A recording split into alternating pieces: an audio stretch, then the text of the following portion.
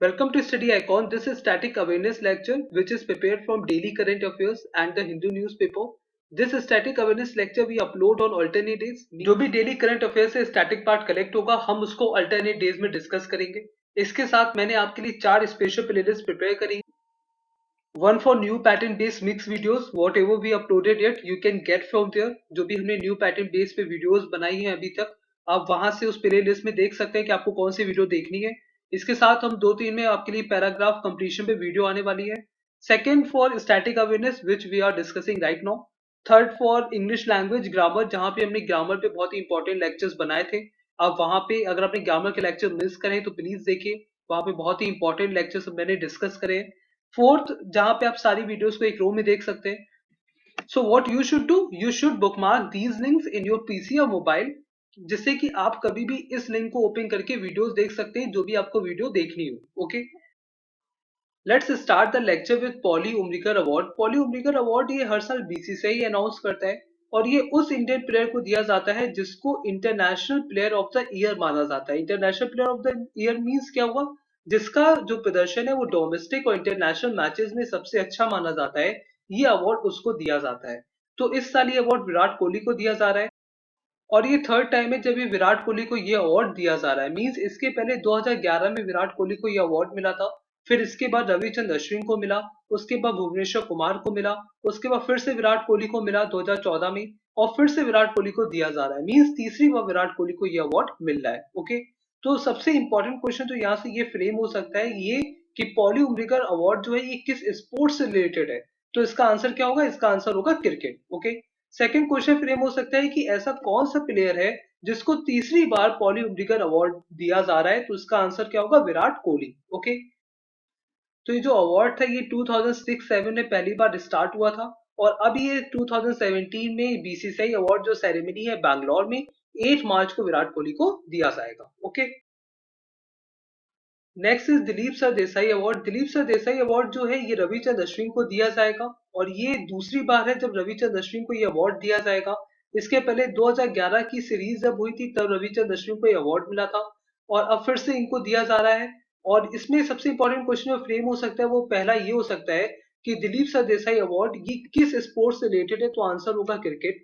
Second, Dilip Sardesai award किस cricketer को दिया जा रहा है. तो आंसर होगा Ravichandra Ashwin. Okay, so Polly Umrigar award Virat Kohli और वो किस स्पोर्ट से रिलेटेड है, cricket. And second Dilip Sardesai award cricket and Ravichandra Ashwin. Okay, next is Assam has made Sanskrit compulsory up to class 8. Means class 8 तक जितने भी स्टेट बोर्ड है उसमें असम ने जो संस्कृत लैंग्वेज है उसको कंपलसरी कर दिया है. ठीक है, ऐसा क्यों करा है ये अभी नहीं पता है क्योंकि असम एक ऐसा स्टेट है जहां पे बहुत सारी लैंग्वेज बोली जाती है. असमीज बोली जाती है, बोडो बोली जाती है, बंगाली भी वहां पे कुछ हैं जो बोलते हैं. तो स्कूल्स में भी जो है असमीज, बोडो, बंगाली लैंग्वेज पढ़ाई जाती है. हालांकि असमीज एंड बोडो ये ऑफिशियल लैंग्वेज है असम की और यहाँ पे जो हिंदी है उसको ऑप्शनल रखा गया है, इंग्लिश को कंपलसरी रखा गया है. तो ऐसे में हिंदी जहां पे ऑप्शनल है, संस्कृत को कंपलसरी करना ये बहुत बड़ा स्टेप है क्योंकि संस्कृत वहां की लैंग्वेज नहीं है, वहां की लैंग्वेज असमीज है, वहां पे मोस्टली सब असमीज बोलते हैं. तो इसलिए ये बहुत बड़ा स्टेप है. कुछ इंपॉर्टेंट पॉइंट है जो असम से रिलेटेड है क्योंकि असम जो है वो जनवरी से कॉन्टिन्यूसली न्यूज में रहा है तो आपको पता होना चाहिए. इसमें सबसे पहला जो इंपॉर्टेंट पॉइंट है वो है आरोग्य मित्र कॉन्फ्रेंस कहाँ पे हुई थी. तो आरोग्य मित्र कॉन्फ्रेंस जो है वो सिलचर असम में हुई थी. यहाँ पे असम से भी ज्यादा इंपॉर्टेंट कोई चीज है तो वो है सिलचर, क्योंकि एग्जाम में ऐसे भी पुट कर सकते हैं कि सिलचर असम, गुवाहाटी असम, दिसपुर असम. तो आपको ऐसे भी अवेयर होना पड़ेगा कि आरोग्य मित्र कॉन्फ्रेंस जो है वो सिलचर असम में हुई थी. Okay, second thing is Assam के चीफ मिनिस्टर कौन है, क्योंकि चीफ मिनिस्टर भी के ऊपर भी क्वेश्चन पूछा जा रहा है आजकल एग्जाम में और एक क्वेश्चन इस पे आता ही है. ठीक है, तो ये भी आपको पता होना चाहिए कि असम के चीफ मिनिस्टर है सर्बानंद सोनोवाल. ठीक है, इसके पहले थे तरुण गोगोई. 2016 में तरुण गोगोई के बाद ये बने 2016 में सर्बानंद सोनोवाल.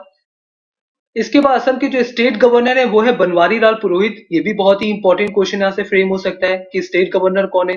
तो आंसर होगा बनवारी लाल पुरोहित. ओके, इसके बाद कुछ स्टैटिक पॉइंट है जो बहुत ही इंपॉर्टेंट है, उसमें फेमस एयरपोर्ट.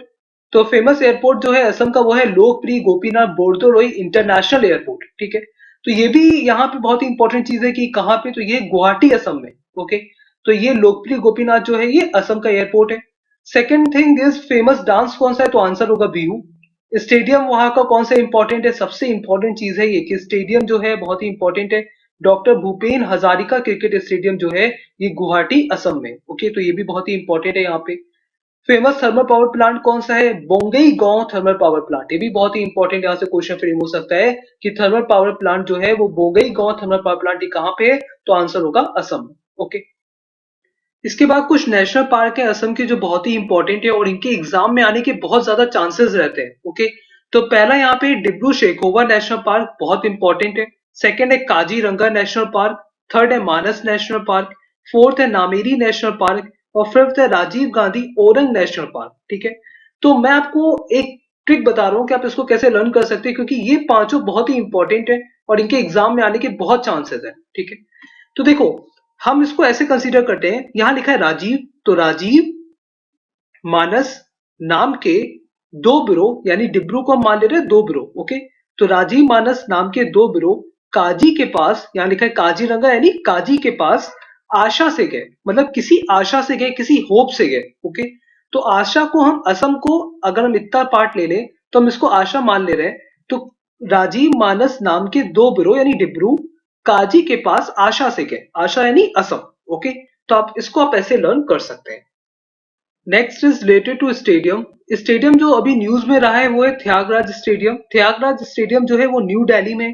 तो यहाँ से बहुत इंपॉर्टेंट क्वेश्चन फ्रेम हो सकता है कि त्यागराज स्टेडियम कहाँ पे है? तो आंसर होगा new Delhi. Okay, next is IMF reaches preliminary agreement with Ukraine. IMF ने यूक्रेन के साथ एक प्रारंभिक समझौता कराया। 2015 में एक समझौता हुआ था जहां पे यूक्रेन को फंड की नीड थी, तो आईएमएफ ने उसको फंड देने के लिए कहा था। और अभी इनफ अमाउंट नहीं पहुंचा यूक्रेन के पास जिससे कि उसकी जो स्टाफ कंडीशन है वो सॉल्व हो सके। ठीक है, तो फिर से एक समझौता हुआ है आईएमएफ का यूक्रेन के साथ। तो यूक्रेन न्यूज में रहा है तो हम इसको जान लेते हैं यूक्रेन के बारे में। यूक्रेन की कैपिटल है कीव, बहुत ही इंपॉर्टेंट है। यूक्रेन की करेंसी है यूक्रेनियन रिवीनिया, ये भी बहुत ही इंपॉर्टेंट है।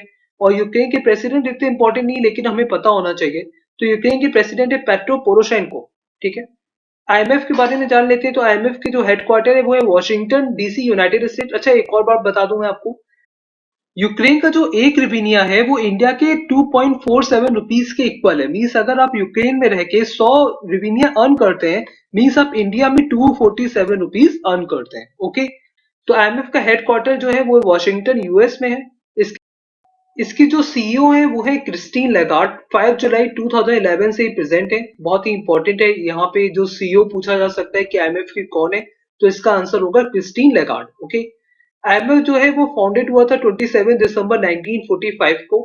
और आईएमएफ डेवलपमेंट कमिटी जो है वो इसकी सब्सिडरी है। ओके, तो ये भी बहुत ही इंपॉर्टेंट कुछ पॉइंट्स थे जो यूक्रेन और आईएमएफ के बारे में आपको पता होना चाहिए थे।